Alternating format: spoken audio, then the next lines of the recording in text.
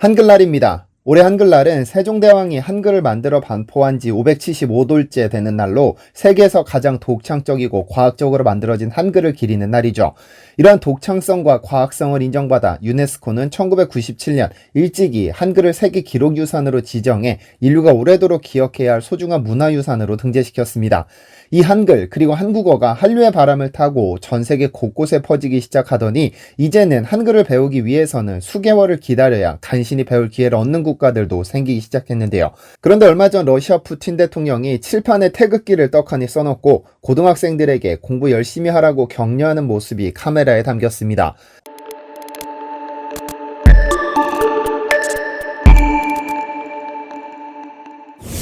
안녕하세요, 디스멘터리입니다. 지난 2005년 러시아 정치 논평지 폴리트클라스라는 잡지에 한 기고문이 게재됩니다.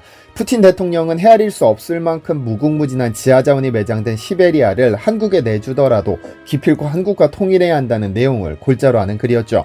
이 기고문을 쓴 이는 블라디미르 수린이라는 러시아에서도 알아주는 사회학자였습니다.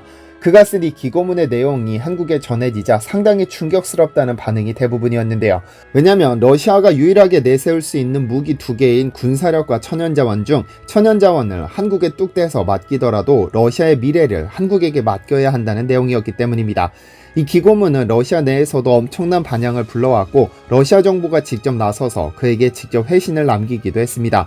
앞으로 한반도 정책을 수립함에 있어 반드시 유념하겠다고 말이죠. 러시아는 국토 면적 1710만 제곱킬로미터로 전 세계에서 가장 큰 면적을 가졌지만 영토에 비해 인구수가 너무 적습니다. 중국이 13억임에 반해 러시아는 땅덩이가 더 크지만 고작 1억 5천만 명에 불과하죠. 덩치 큰 종이호랑이라고 불리는 이유가 여기에 있습니다. 한때 미국과 세계 3차 대전을 일으킬 각오로 무지막지하게 군비를 확장하면서 거의 제1의 패권국이 될 뻔도 했었으나 소련 붕괴 후 경제난이 가속화되면서 이제는 덩치 크고 자존심만 남은 종이호랑이, 이것이 러시아의 현실인데요.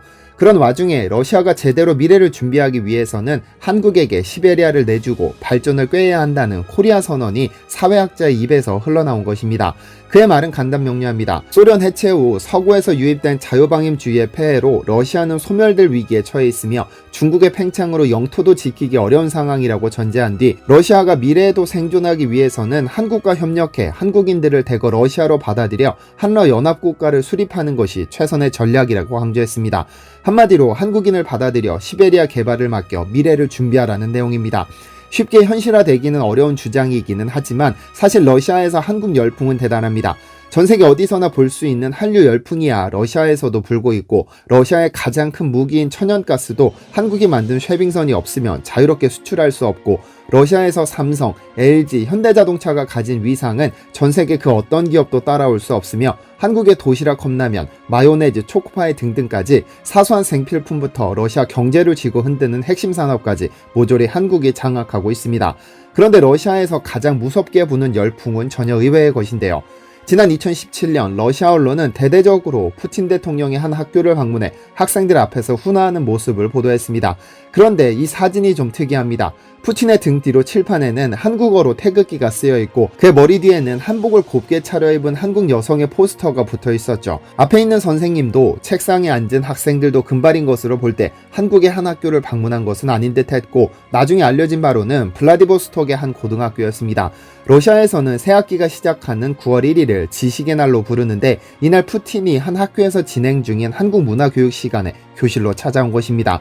단편적인 사진이지만 대통령까지 찾아온 것을 보면 러시아에서 한국 배우기 열풍이 작지 않다는 사실을 알 수 있습니다. 현재 러시아에는 러시아 내 주요 대학의 한국어학과 개설이 지속적으로 늘고 있고 러시아의 초중고등학교에서도 한국어를 가르치는 곳이 적지 않습니다. 그렇다고 학교에서만 한국어를 배울 수 있는 것도 아닙니다. 문화체육관광부가 관리하는 세종학당이라는 한국어 보급기관에서도 한국어를 배울 수 있는데 배우고 싶다고 바로 배울 수 있는 상황이 아니라고 하는데요. 2021년 기준 세종학당은 전세계 82개국에 234개를 운영 중인데 이 중 러시아에 총 11개소가 운영 중이며 이는 중국, 베트남, 일본, 미국에 이은 4위 수준입니다. 사실 러시아의 한류는 중서부 지역보다는 시베리아와 연해주를 중심으로 한 극동 쪽에서 강하게 시작됐습니다. 연해주는 항일 독립운동의 근거지였고 현재까지도 강제 이주된 고려인들의 후손이 살고 있습니다. 한국의 문화와 민족 정서가 자연스럽게 러시아로 스며든 유일한 곳이기도 하죠. 그래서 러시아 내 한국 문화에 대한 흡수 속도가 비교적 빠른 편이며 연해지를 중심으로 러시아 서부의 타타르스탄 공화국, 부리아트 공화국 등도 비교적 안정적으로 한국 문화가 전파되고 있습니다. 현재 한류는 비단 극동 지역에 머물지 않고 모스크바나 상트페테르부르크 등 대도시까지 빠르게 전파되고 있는 상황으로 세종학당에서 한국어를 배우기 위해 800명의 대기자가 이제나 저제나 한국어 배우기를 고대하고 있다고 합니다. 그런데 이런 상황은 비단 러시아에서 그치지 않습니다. 이집트나 터키는 더 심각한 상황입니다. 현재 이집트에 소재한 세종학당이 수용할 수 있는 수강생 수는 최대 120명이지만 현재 한국어를 배우겠다고 신청한 인원이 무려 3,000명입니다. 따라서 2,800명이 자신의 차례가 오기만을 오매불만 기다리고 있는 상황이고 터키도 상황은 비슷합니다. 최대 수강 가능한 인원이 230명이지만 대기자 수만 2,500명에 이르면서 번호표를 받고 자신의 차례가 오기까지 심한 경우 1년까지 기다리는 상황입니다. 82개국 234개소를 운영하고 있으나 제조업 시장에서 가능할 것이라고 생각했던 공급이 수요를 못 쫓아오는 상황이 한국어에도 적용될 줄은 몰랐습니다. 이에 문화체육관광부는 올해까지 36개를 늘려 270개소로 확장할 계획이지만 이조차도 턱없이 부족한 숫자이며 여기에 아직까지 세종학당이 세워지지 않은 100개가 넘는 국가까지 고려한다면 정부가 전폭적으로 지원해야 비로소 수요를 맞출 수 있을 것으로 보입니다. 이렇게 한국어 수요가 폭발적으로 증가한 것은 크게 두 가지 이유를 꼽습니다. 첫째는 단연 한류죠. 아마 대부분의 한국어 학습자들이 한국어를 배우겠다고 결심하는 계기는 한류가 가장 큰 영향을 미칩니다. 대부분 한국어를 접하는 외국인들이 한국 드라마나 K-팝의 영향을 받는 것이죠. 일부는 대장금, 도깨비, 사랑의 불시착 등등의 한국 드라마에 빠져 또 일부는 BTS, 블랙핑크 등등의 K-팝 스타에 빠져 한국어를 배우겠다고 다짐합니다. 드라마에서 나오는 멋지고 예쁜 배우들의 대사를 이해하기 위해서 또는 자신이 스타가 부르는 노래 한 소절이라도 정확히 따라 부르고 싶은 마음에 한국어를 배우기 시작하다 신압으로 한국이라는 국가가 가진 매력에 서서히 빠져듭니다.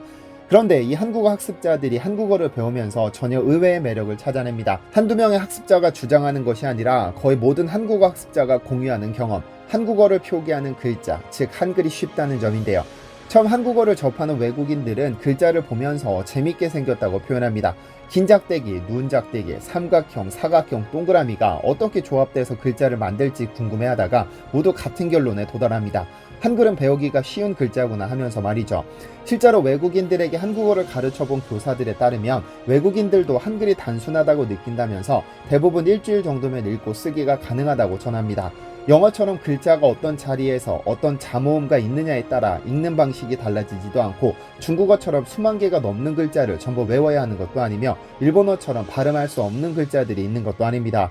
고작 20개 조금 넘는 자음과 모음을 정해진 소리대로 읽으면 세상에 존재하는 모든 소리를 표현해낼 수 있다는 점이 상당히 쉽게 느껴질 수밖에 없습니다. 그래서 그랬을까요? 한글을 창제한 세종대왕님이 한 외국인의 손에서 판타지 소설 주인공으로 등장했습니다. 2020년 10월 9일 한글날 놀라운 소설 한 편이 영문본과 한국어 번역본으로 동시 출간됩니다.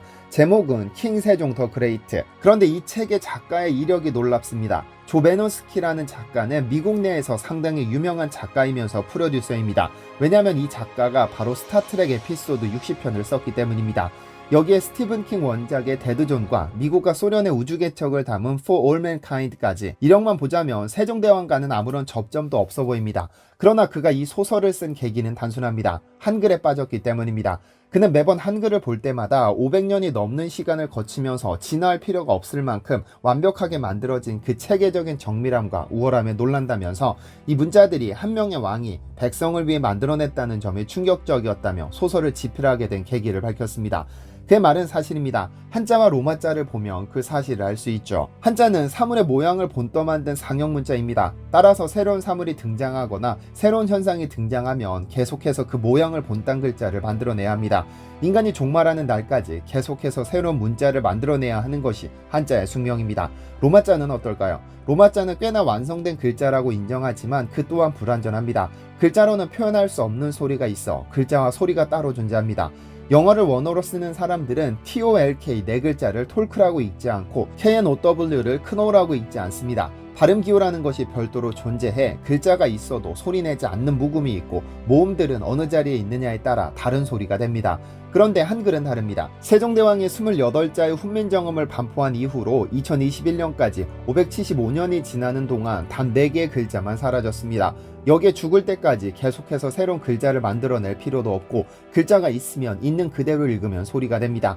즉 한글은 글자가 발음기호의 역할을 하기 때문에 다른 소리가 개입될 여지가 제로입니다.